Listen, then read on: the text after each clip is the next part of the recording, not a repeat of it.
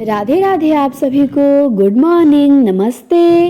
मैं नम्रता आप सभी का हार्दिक स्वागत करती हूँ अपने चैनल पे और इस क्लास में।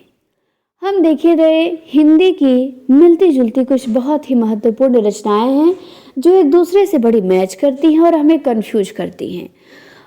कविता के नए प्रतिमान पूछेगा तो हम नाम और बताते हैं, और नई कविता के प्रतिमान पूछेगा तो लक्ष्मीकांत वर्मा का ये है। हम इसमें कंफ्यूज हो जाते हैं कौन नामवर का है कौन लक्ष्मीकांत का है। फिर नई कविता से और भी बहुत सारी रचनाएं हैं जो बहुत कंफ्यूज करती हैं और आ भी चुकी हैं बहुत सारे एग्जाम में। इसमें से 9-10 रचनाएं मैंने लिखा है जिसमें से 3-4 पूछी जा चुकी हैं अब तक। तो आप इन्हें ध्यान से पढ़ेंगे और नोट करेंगे। तो चलिए शुरू करते हैं। कविता के नए प्रतिमान किसका है? आलोचनात्मक ग्रंथ है तो नामवर सिंह ने लिखा है कविता के नए प्रतिमान। फिर है नई कविता के प्रतिमान, ये किसने लिखा है? आलोचना लक्ष्मीकांत वर्मा ने। कविता के नए प्रतिमान नामवर सिंह ने और नई कविता के प्रतिमान लक्ष्मीकांत वर्मा ने। फिर है नए प्रतिमान पुराने निकष, ये किसने लिखा है? आलोचनात्मक ग्रंथ है तो ये लिखा है लक्ष्मीकांत वर्मा ने। नए प्रतिमान पुराने निकष किसने लिखा है?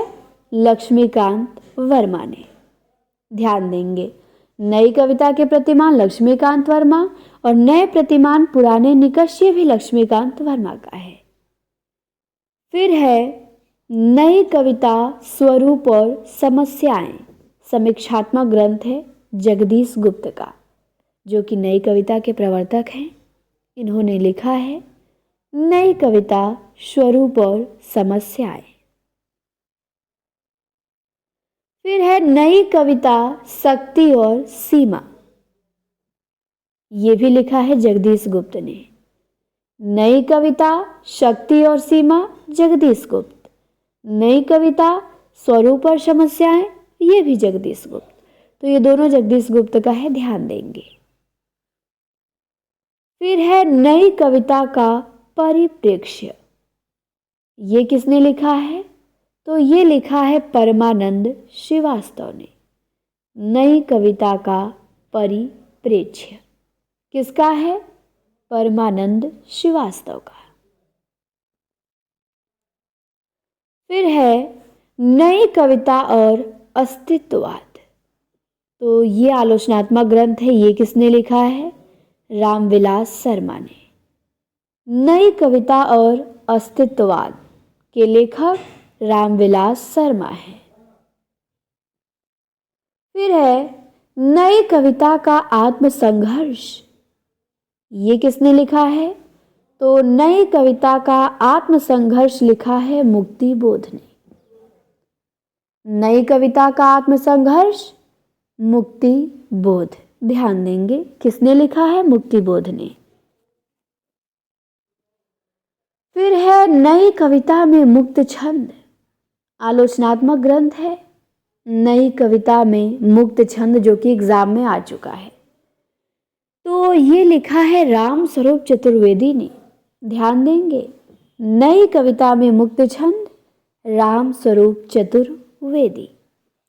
हमने 9 रचनाएं देखी जो कि बहुत ही इंपॉर्टेंट हैं और एक दूसरे से मिलती जुलती हैं।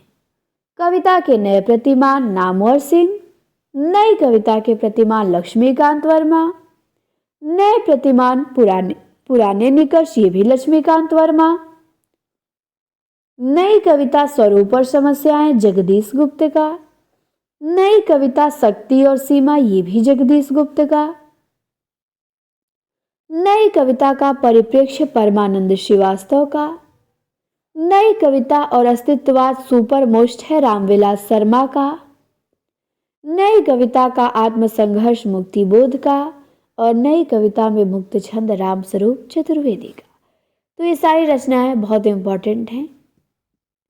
ठीक, ये 9 की 9 रचनाएं आपको याद होना चाहिए। तो अब इस क्लास को यहीं पे ब्रेक देते हैं और फिर मिलेंगे ऐसी ही अगली वीडियो के साथ। चैनल पे नए हो सब्सक्राइब करें और शेयर करें।